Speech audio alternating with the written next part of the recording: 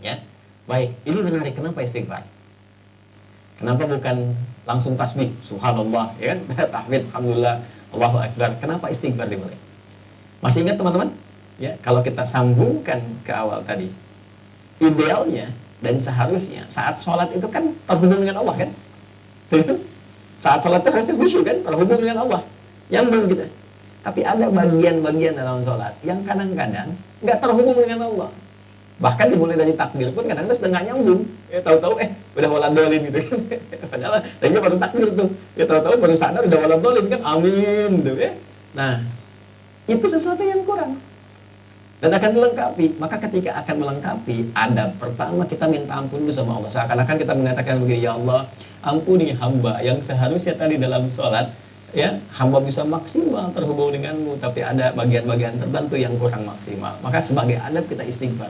Astagfirullah, ya Allah saya minta ampun, ya Allah saya minta ampun. Ini kaitan dengan sholatnya. Ya, ini kaitan dengan sholatnya. Ini bagian yang pertama. Baik, yang kedua, ada kaitan juga nanti dengan pembuka ke doa. Pembuka ke doa. Karena doa ini doa yang terbaik itu salah satunya adalah doa yang dimulai dengan istighfar. Doa yang dimulai dengan istighfar. Karena doa itu spiritnya begini. Doa itu kan permohonan yang paling suci, bersih. Nah, akan sampainya kepada Allah yang Maha Suci.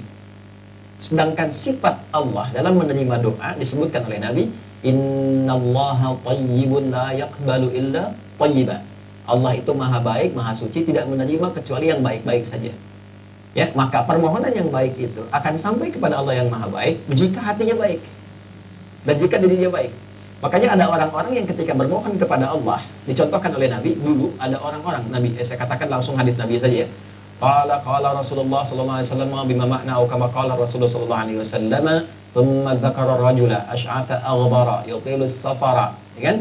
Yamuddu yadayhi ila as-sama'i fayaqulu ya Rabb ya Rabb. Faqala Rasulullah sallallahu alaihi wasallam anna yustajabu lidzalika famat'amuhu haramun wa mashrabuhu haramun wa ghudhiya biharamun fa anna yustajabu lidzalik. Nabi mengisahkan seorang lelaki yang menempuh perjalanan panjang yang diniatkan untuk menaati Allah, itu berpotensi mengabulkan doa. Makanya kalau sedang safar banyak berdoa. Safar ke yang baik-baik ya, bukan safar ke tempat-tempat gak jelas, kan?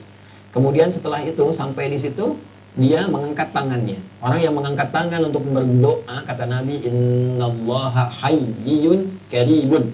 Sungguh Allah itu sangat maha mulia dan sangat maha memahami ya keadaan hambanya.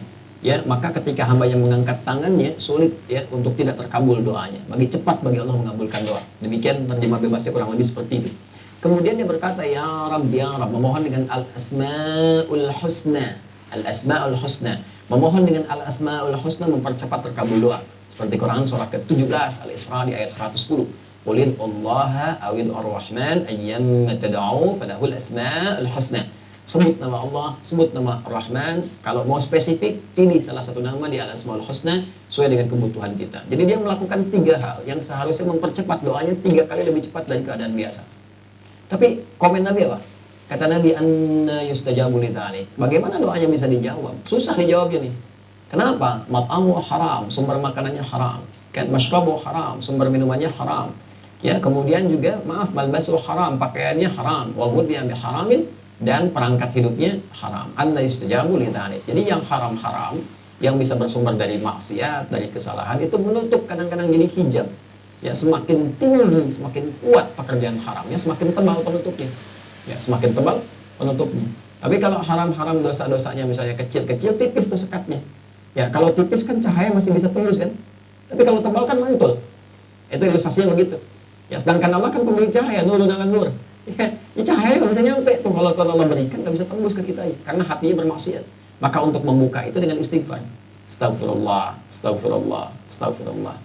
Makanya kalau orang rajin istighfar tuh, dulu saya pernah ceritakan kan, dan viral juga kisah ini ya di berbagai kesempatan. Orang rajin istighfar itu kadang-kadang belum minta, Allah sudah kabulkan. Saya tidak harus mengulang tentang kisah tukang roti ya dan sebagainya gitu. Tapi itu indah sekali, latihan deh, latihan. Sampai istighfar itu di kebiasaan, bukan hanya pasca sholat. Ya, di jalan bisa istighfar, duduk di mobil bisa istighfar, ya, kemudian kita kadang merenung bisa istighfar. Itu kalau sudah menyatu dengan kepribadian kita, masya Allah, enak itu, enak, tenang, nyaman. Latihannya salat. Jadi istighfar memberikan fungsi sebagai adat permohonan ampunan kepada Allah karena mungkin tadi tidak sempurna dalam sholat, ya kan? Lalu dengan kasih Allah itu diberikan pemaafan dan disempurnakan. Lalu yang kedua, pembuka untuk menyampaikan permohonan dalam doa kepada Allah yang barangkali karena kondisi tidak terkoneksi tadi, ya belum mampu, ya kita menyampaikannya sehingga tidak terjawab dengan maksimal, ya kan? Ya, karena itulah setelah sholat kita beristighfar, pembuka itu dicerahkan dulu hatinya, ditenangkan, lalu memohon. Makanya orang kalau udah istighfar, mintanya itu, apalagi kalau air matanya mengalir, doanya lebih khusyuk dipanjatkan dibandingkan dengan langsung berdoa begitu saja. Gak percaya silakan Anda cek tuh. Ya, ingat dosanya apa, ininya apa, ngalir air mata, minta itu seketika itu cepat sentuhannya ke jiwa.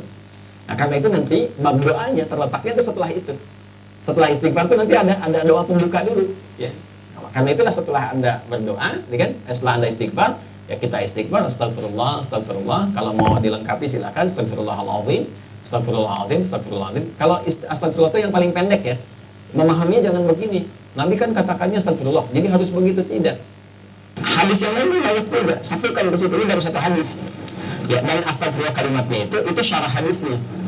Syarah hadis ketika dikonfirmasi, hadis pokoknya mengatakan istighfar dan beristighfar 3 kali. Nggak disebutkan bagaimana caranya. Kalau kita ngaji hadis kita temukan ada 3 nih, versi yang pendek, versi menengah, versi yang panjang. Ya, memahaminya bagaimana? Kalau sedang buru-buru, ya kalau mau singkat astagfirullah, astagfirullah, astagfirullah. Kalau sedang agak santai, astagfirullahaladzim, astagfirullahaladzim. Kalau mau lebih panjang lagi, lebih santai lagi, astagfirullahaladzim. Alladzi la ilaha illa huwal hayyul qayyum wa natubu ilaih, gitu kan? Astagfirullahaladzim, alladzi la ilaha illa huwal hayyul qayyum wa natubu ilaih. Atubu untuk pribadi, natubu untuk banyakan. Ya kan? Jelas ya? Jadi itu yang bisa kita katakan. Tapi 3 kali ini maksudnya sampai merasakan ke jiwa, bukan cuma lihat, bukan cuma di lisan. Ya, lihat, zikir itu sampai ingat, bukan sampai keluar. Ini sampai ingat ya, sampai betul kalimat yang kita ucapkan mengingatkan kita dengan atau menyambungkan kita dengan Allah Subhanahu wa taala. Astagfirullah, astagfirullah, astagfirullah. Rasakan di hati kita sampai tembus ke jiwa.